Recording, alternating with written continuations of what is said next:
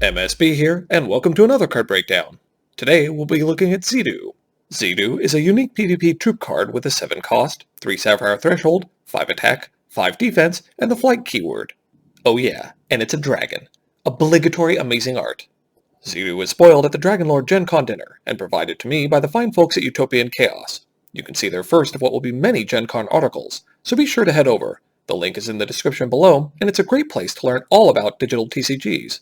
Now, to preface, Zeedu is a set 2 card, so this breakdown will inevitably cross over into imaginary Theorycraft land.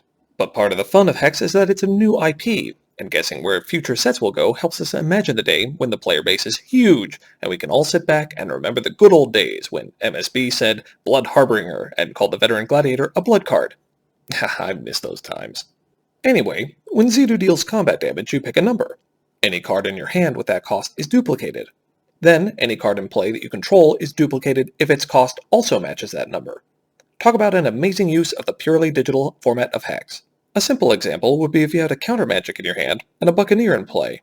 You connect with Zeedu and choose the number 3.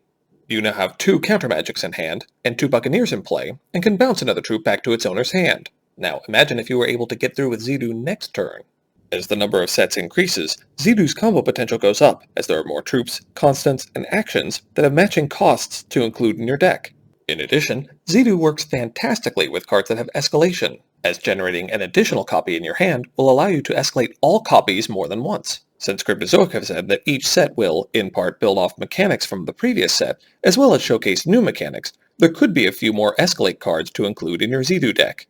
Since the pool of resource rampers will likely increase in Set 2, and potentially more efficient control options will exist, I believe that Zeedu will make for a great build-around card when he's finally released. However, the fact that his ability is dependent on either having cards in your hand or other cards on the field means he may not be able to help you recover from a losing game by the time you can play and attack with him. This potential inability to be a comeback hero means you will likely look to more consistent or cheaper win conditions in a constructed deck.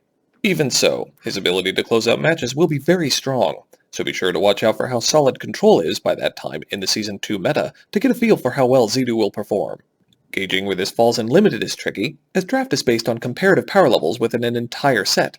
However, making a wild guess, this card feels like a better fit in Constructed, as the conditional nature of the power would be much harder to use effectively in draft.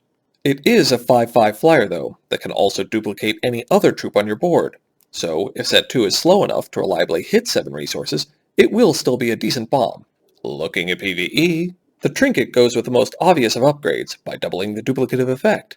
When this also gets paired with the glove equipment, look out! Being able to pick 1 or 2 numbers and get your own copy of a raid boss troop would be fantastic.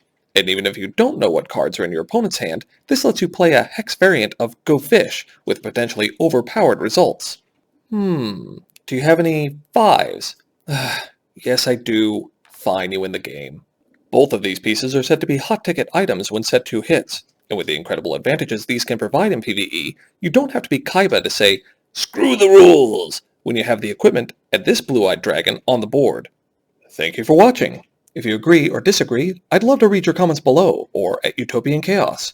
If you liked the video, please take the time to subscribe. Hope to see you in HEX for some good games and good times.